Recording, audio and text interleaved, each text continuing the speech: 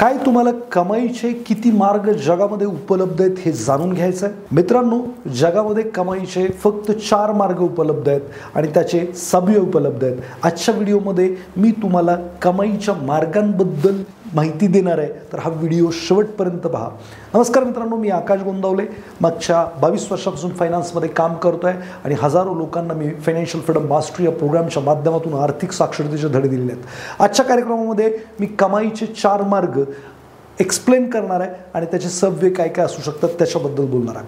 मित्रांनो, जगामध्ये या 4 मार्गांव्यतिरिक्त कमाईला 5वा मार्ग उपलब्ध नाही आहे. या व्हिडिओमध्ये सिद्ध पण करणार आहे. बघा, जगात सगळ्यात पहिला कमाईचा मार्ग म्हणजे एम्प्लॉयमेंट.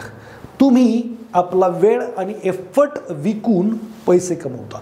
मित्रांनो, हा जो कमाईचा मार्ग आहे ज्याला आपण एम्प्लॉयमेंट असं म्हणतो, हा तुम्हाला एक लिमिटेडच उत्पन्न देऊ शकतो आणि एक लिमिटेडच वेल्थ क्रिएट करायला मदत करू शकतो. अनलिमिटेड वेल्थ एम्प्लॉयमेंटमधून कधीही जनरेट होऊ शकत नाही. याचं कारण काय की तुम्ही वेळ आणि एफर्ट विकताय. वेळ तुमच्याकडे लिमिटेड आहे, एफर्टसुद्धा तुम्ही लिमिटेडच घेणार, तर तुमचं कमाईसुद्धा उत्पन्नसुद्धा लिमिटेड असणार. तर पहिला मार्ग जो सगळी लोक वापरतात तो म्हणजे आहे एम्प्लॉयमेंट. म्हणजे काय? वेळ आणि एफर्ट देऊन तुम्ही पैसे कमवता. जर तुम्ही वेळ नाही दिला, जर तुम्ही एफर्ट नाही घेतले, तर तुम्हाला पैसे मिळणार नाहीत. म्हणजे पहिला मार्ग एम्प्लॉयमेंट. दुसरा कमाईचा मार्ग आहे ज्याला आपण म्हणतो सेल्फ एम्प्लॉयमेंट. म्हणजे काय की तुम्ही स्वतःचं काम स्वतः निवडता. बऱ्याचशा लोकांना मी विचारतो की तुम्ही काय करता, तर त्यांचं उत्तर असतं मी बिझनेस करतो. मग विचारतो कोणता बिझनेस आहे, ते म्हणतात किराण्याचं दुकान आहे. आता किराण्याचं दुकान जर या व्यक्तीने उघडलं नाही, गिराईक केलं नाही, तर या व्यक्तीला पैसे मिळणार का? याचं उत्तर नाही आहे. म्हणजे काय? याला ते दुकान उघडावं लागेल, गिराईक करावं लागेल आणि मग त्याला काहीतरी उत्पन्न मिळेल. म्हणजे काय? वेळ आणि एफर्ट दिल्याशिवाय पर्याय नाही आहे इकडे सुद्धा. म्हणजे बिझनेस म्हणजे अशी गोष्ट जिथं एक सिस्टम आणि लोक तुमच्यासाठी काम करतात, त्याला बिझनेस म्हणता येईल. तुम्हाला वेळ न देता सुद्धा पैसे मिळतात, त्याला बिझनेस म्हणता येईल. परंतु जिथं तुम्हाला वेळ आणि एफर्ट द्यावा लागतो, तो जो व्यवसाय तुम्ही म्हणताय त्याला सेल्फ एम्प्लॉयमेंट असं म्हणतात. आणि दुसरा जो सर्वात फेवरेट लोकांचा मार्ग आहे कमाईचा, तो म्हणजे आहे सेल्फ एम्प्लॉयमेंट. इकडे सुद्धा तुम्हाला वेळ आणि एफर्ट देऊनच पैसे मिळतात. असं म्हणतात की जगातले 95% लोक हे एम्प्लॉई आणि सेल्फ एम्प्लॉयमेंट करतात. 95%. आणि त्यांच्याकडे जगाच्या संपत्तीच्या फक्त 5% संपत्ती आहे. बघा, याच्यात काही रॉकेट सायन्स आहे का? तर नाही. यांचं वेळ पण लिमिटेड आहे, टाइम लिमिटेड, एफर्ट लिमिटेड, उत्पन्न सुद्धा लिमिटेड. मग वेल्थ कशी असणार? लिमिटेड असणार. मित्रांनो, आपल्याला शाळा कॉलेजेसमध्ये एम्प्लॉयमेंट आणि सेल्फ एम्प्लॉयमेंट शिकवली जाते. बिझनेस कसा करायचा किंवा इन्व्हेस्टमेंट कशी करायची हे शिकवलंच जात नाही. आणि सगळ्यात जास्त पैसे किंवा सगळ्यात जास्त उत्पन्न तुम्हाला फक्त आणि फक्त बिझनेसमधूनच मिळू शकतं. बिझनेस म्हणजे काय? एक सिस्टम आणि लोक तुमच्यासाठी काम करतात. लोकांनी काम करणं. बघा, माझ्याकडे समजा आज 100 लोक काम करतात. त्यांना वाटतं की ते त्यांच्यासाठी काम करतायत, पण ते माझं गोल पूर्ण करण्यासाठी काम करतात. जर समजा असं अज्युम करूयात ते 8 तास काम करतात, त्यातले 6 तास ते स्वतःसाठी काम करत असतील, तर 2 तास माझ्यासाठी काम करतायत. म्हणजे माझं दिवसाचं काम किती झालं? 100 × 2 hours, तर 200 तासाचं काम झालं. माझा वेळ माझ्याकडे शिल्लक आहे, अनलिमिटेड वेळ आहे, अनलिमिटेड एफर्ट आहे. तर या व्यक्तीचं उत्पन्न सुद्धा अनलिमिटेड आहे. हा जो बिझनेसमॅन आहे त्याचं उत्पन्न सुद्धा काय आहे? अनलिमिटेड आहे. जर ह्यांनी लोकांना कामाला नाही लावलं, सिस्टमला कामाला नाही लावलं, तर याचं उत्पन्न लिमिटेड असेल. मग मित्रांनो, आपल्याकडे MBA केलं जातं. MBAचा long form master of business administration. आता जो शिकवणार आहे तो स्वतः जॉब करतोय, जो शिकणार आहे तो जॉबसाठी MBA करतोय. म्हणजे आपल्या MBAमध्ये लोकांची धुनी कशी धुवायची हे चांगल्या पद्धतीने शिकवलं जातं. माझं साधं सिंपल म्हणणं आहे, जर MBA business of master of business administration तुम्ही करताय, तुम्ही मार्केटमध्ये येऊन बिझनेस केला पाहिजे.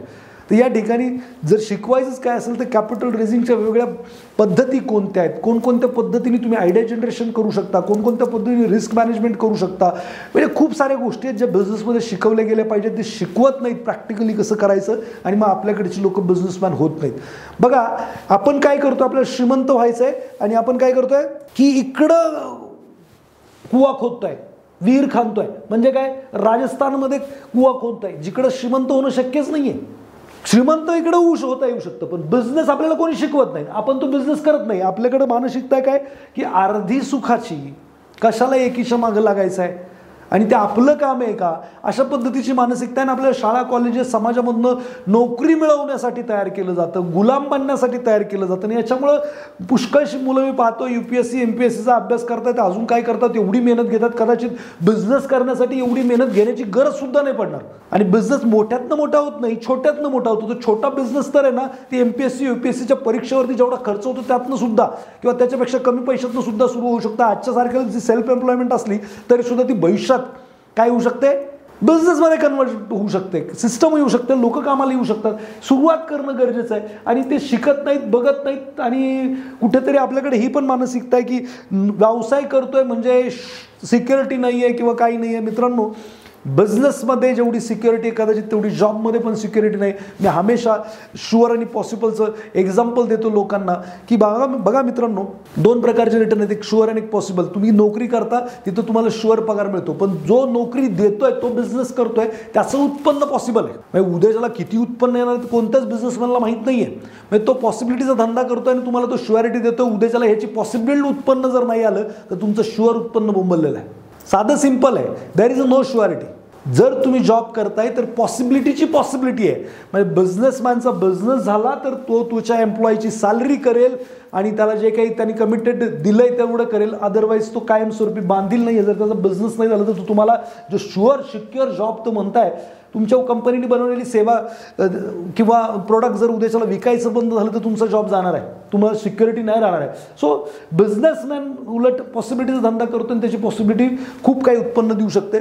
सो बिझनेस हे शिकलं पाहिजे आणि याच्यातच अनलिमिटेड उत्पन्न आहे, अनलिमिटेड पर्याय आहेत. बिझनेसचे विविध पर्याय आहेत, त्याचा वापर करून तुम्ही बिझनेसमॅन होऊ शकता.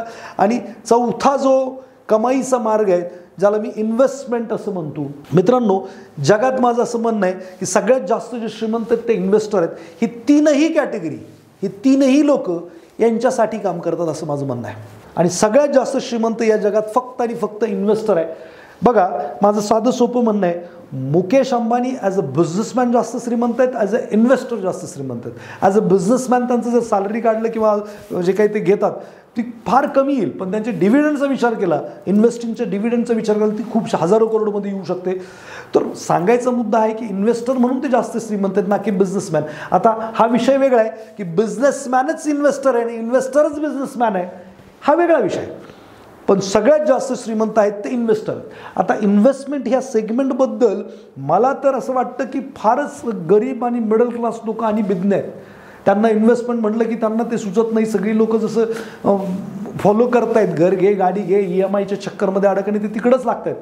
आता ती काही इन्व्हेस्टमेंट नाही आहे किंवा ती असली तरी ती डिप्रिशिएटिंग और लायबिलिटीसाठीची केलेली इन्व्हेस्टमेंट आहे. मित्रांनो, इन्व्हेस्टिंग शिकलं पाहिजे आणि इन्व्हेस्टिंग केलं पाहिजे. तुम्ही नाही शिकलात, तुमच्या मुलांना तुम्ही शिकवलं पाहिजे, तर आणि तरच या दारिद्र्याच्या बाहेर ती येऊ शकतील.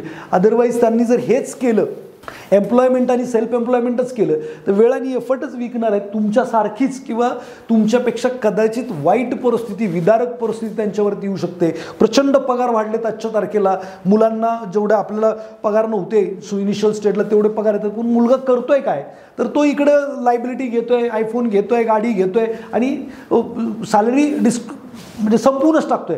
त्याला हे इन्व्हेस्टिंग शिकवणं गरजेचं आहे. त्याला हे सांगणं गरजेचं आहे की बेटा, तू जर इन्व्हेस्टमेंट केली तर काही दिवसानंतर तुला जे सॅलरीसाठी शिव्या खाव्या लागतात, रात्रंदिवस काम करायला लागतं, जबाबदाऱ्या पार पाडाव्या लागतात, हे कंपल्शन नाही राहायचं तुझ्यासाठी. तर इन्व्हेस्टिंग खूप महत्त्वाची गोष्ट आहे. आणि असं म्हटलं जातं की जगामध्ये 5% लोक बिझनेस आणि इन्व्हेस्टमेंट या माध्यमातून पैसे कमवतात आणि त्यांच्याकडे जगाच्या संपत्तीच्या 95% संपत्ती आहे. हे माझा दावा नाही, हा नेटवरून घेतलेला PPT आहे. मी सो साधं सोपं आहे, मी तीच PPT एक्सप्लेन करतोय. रॉबर्ट किवासाकींनी हे चार्ट कॉन्ट्रॅक्ट सांगितलेले सगळ्या लोकांना माहीत आहे, त्यांनाच मी प्रमोट करतोय असं म्हटलं तरी काय हरकत नाही. पण माझी जी अक्कल आहे त्याच्यावरनं मला हे कळतं की हे जे 2 कॉलम आहेत हेच तुम्हाला श्रीमंत करू शकतात आणि हेच तुम्ही शिकत नाही. आणि हे जर तुम्ही शिकला नाहीत तर मित्रांनो तुम्हाला हमेशाच स्ट्रगल करावं लागणार आहे, त्रासात जगावं लागणार आहे, प्रॉब्लेममध्ये जगावं लागणार आहे आणि हे भोगावं लागणार आहे जीवन नावाचा जो जर्नी आहे. बरं, इन्व्हेस्टमेंट आणि बिझनेस फार जगाच्या बाहेरची गोष्ट नाही. शिकलात तर विमान पण चालवता येतं, शिकलात तर काहीही करू शकता, एव्हरेस्टही चढू शकता प्रॅक्टिसनी आणि सो सेम थिंग आहे हे सुद्धा. शिकलात तर एव्हरीथिंग इज पॉसिबल. इनिशियल स्टेजला थोडंसं अवघड असेल, नंतर थोडंसं कमी अवघड होईल आणि शेवटी ते सोपं होऊन जातं. कोणतीही जर्नी सुरुवातीला अवघडच असते, मग सुरुवात तर करणं गरजेचं आहे. आणि याचे खूप सारे धडे आपण मनी अकॅडमीच्या माध्यमातून लोकांना देत असतो की कशा पद्धतीने तुम्ही बिझनेसमॅन होऊ शकता, कशा पद्धतीने तुम्ही इन्व्हेस्टर होऊ शकता. दुसरी गोष्ट, या 4 मार्गाव्यतिरिक्त कमाईला जगात 5वा मार्ग उपलब्ध नाही आहे. मी असं म्हटलं होतं. मला बरेचसे लोक म्हणतात सर आम्ही चोरी करतो, याच्यात येत नाही. मित्रांनो, जर स्वतः चोरी करत असाल तर सेल्फ एम्प्लॉयमेंट आहे आणि लोक ठेवून चोरी करत असाल तर बिझनेस आहे. म्हणजे तुम्ही जे काही करता ते याच कॅटेगरीमध्ये येणार कुठे ना कुठे.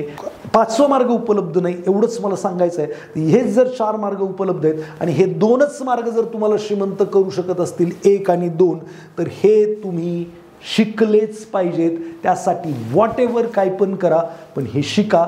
त्याशिवाय ही जी गरिबी नावाची आजार आहे ती कधीच बरी होणार नाही आहे. सो मित्रांनो, जर तुम्हाला हा व्हिडिओ आवडला आहे, तुम्हाला याच्यातला कोणता पार्ट जास्त आवडला आहे ते जर तुम्ही कमेंट बॉक्समध्ये लिहिले तर मला खूप आनंद होईल. आणि दुसरी गोष्ट, तुमच्या ज्या मित्रांना, नातेवाईकांना तुम्हाला वाटतं की हे पाठवलं पाहिजे तर नक्की त्यांना शेअर करा. जर लाईक बनताय तो लाईक करा. भेटूयात नेक्स्ट व्हिडिओमध्ये.